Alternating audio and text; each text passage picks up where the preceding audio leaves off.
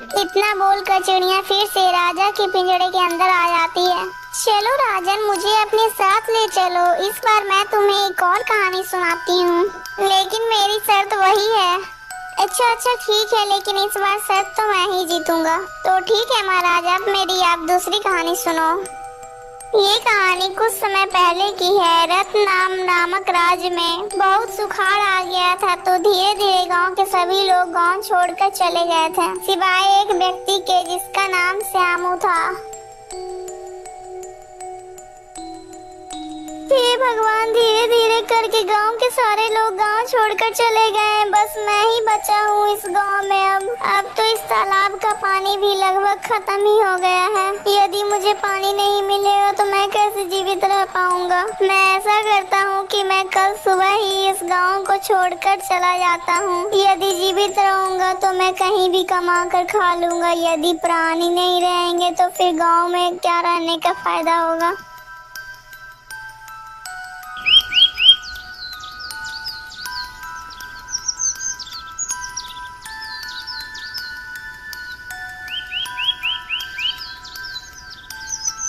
अगली सुबह ही श्यामू अपने डंडे में कुछ खाने की पोटली बांधता है और शहर की तरफ निकल पड़ता है।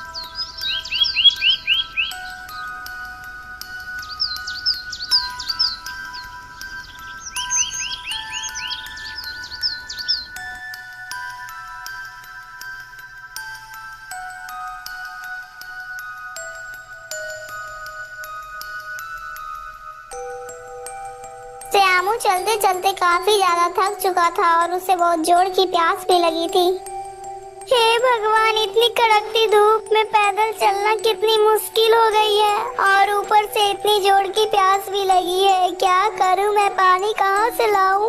मुझे तो लगता है कि मैं इस प्यास के कारण तो बाद में मरूंगा, लेकिन उससे पहले मैं इतनी कड़कती धूप से ही मर जाऊंगा। मैं बहुत ज्यादा थक गया हूँ। मैं ऐसा करता हूँ कि इसी पेड़ के नीचे थोड़ा सा आराम कर लेता हूँ, उसके बाद पानी की तलाश करूँगा। इतना बोलकर श्यामू पेड़ के नीचे बैठ जाता है। पेड़ के नीचे बैठने के बाद श्यामू की आंख लग जाती है और तभी उसके पैर पर कुछ पानी की बूंदें गिरती है।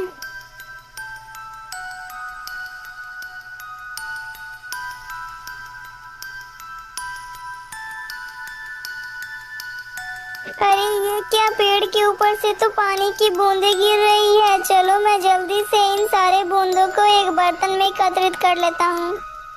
श्यामू आसपास जल्दी से देखता है, तब उसे घड़े का टूटा हुआ एक टुकड़ा मिलता है। तो श्यामू उस टूटे हुए टुकड़े को लेकर पेड़ के नीचे खड़ा हो जाता है। धीरे धीरे करके उसमें पानी भर जाता है। पानी तो भर गया है, चलो मैं अब जल्दी से इसे पी लेता हूँ। तभी वहाँ पर से एक कौवा जल्दी से श्यामू की प्याली पे झपटता है और उसका सारा पानी नीचे गिरा देता है। अरे दुष्ट कौवे, मैं तुझे जिंदा नहीं छोड़ूंगा, तूने मेरा सारा पानी गिरा दिया। श्यामू फिर उस कौवे के पीछे दौड़ पड़ता है। वो दौड़ते दौड़ते काफी दूर निकल आता है। आज तो मैं तुझे जीवित नहीं छोड़ूंगा, रुक, मैं तुझे अभी मजा चखाता हूँ। श्यामू फिर रखे हुए वहीं पर एक पत्थर को उठाता है और फिर कौवे को फेंक कर मारता है। पत्थर लगते ही कौवा नीचे गिर जाता है और मर जाता है। अरे ये क्या, यहाँ पर तो एक नदी है। इस कौवे को तो मैंने बेकार में ही मार दिया। इसकी वजह से ही मुझे तो ये नदी मिली है। खैर, मुझे पानी तो उस पेड़ के पास भी मिल रहा था, लेकिन इस दुष्ट कौवे ने मेरा सारा पानी गिरा दिया था। चलो अब मैं जल्दी से पानी पी लेता हूँ। इतना सोचकर श्यामू जल्दी से पानी पी लेता है। अब जाकर मुझे मेरी आत्मा को शांति मिली। चलो अब मैं जल्दी से जाकर अपने खाने की पोटली को उठा ले आता हूँ। फिर श्यामू जल्दी ही उस पेड़ के पास पहुँच जाता है। अरे वो पानी तो अभी भी टपक रहा है, लेकिन इस पेड़ पर से पानी आ कहाँ से रहा है? श्यामू जब अपना सर ऊपर करके पेड़ की ओर देखता है, तब वो देखता है कि वहाँ पर एक सर्प मरा हुआ लटक रहा है, जिसके मुंह से विष गिर रहा था, जिसे श्यामू पानी समझकर पीने जा रहा था। अरे राम राम राम, ये मैंने क्या करने जा रहा था जिसे मैं पानी समझकर पीने जा रहा था? वो तो एक जहरीले सर्प का विष था। उस कौवे ने तो मेरे प्राण बचाए थे और बदले में मैंने उसे ही मौत दे दिया। मुझे माफ कर दो कौवे भाई, मुझे माफ कर दो।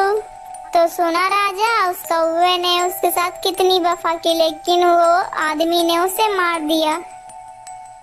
अरे हाँ चिड़िया बहन, आपने तो एकदम सही कहा। आखिर उस दुष्ट आदमी को तो सोचना चाहिए था कि ये पेड़ पर से पानी आ कहाँ से रहा है।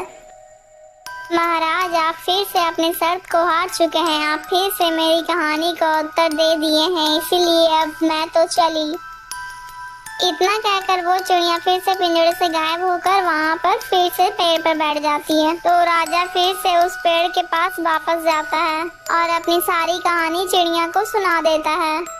हे चिड़िया बहन, यदि आप मेरे साथ नहीं चलेंगी तो मेरी पुत्री बिना कुछ खाए पिए अपना प्राण ऐसे ही त्याग देगी।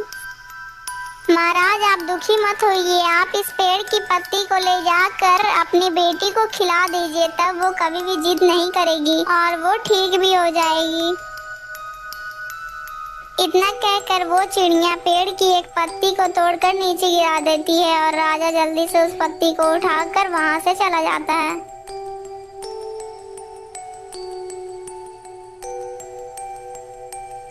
अरे पिताजी, आप उस चिड़िया को लेकर नहीं आए? अरे पुत्री, उस चिड़िया ने एक पत्ती भेजी है तुम्हारे लिए और कहा है कि जब तुम इस पत्ती को खा लोगी तभी वो तुम्हारे पास आएगी।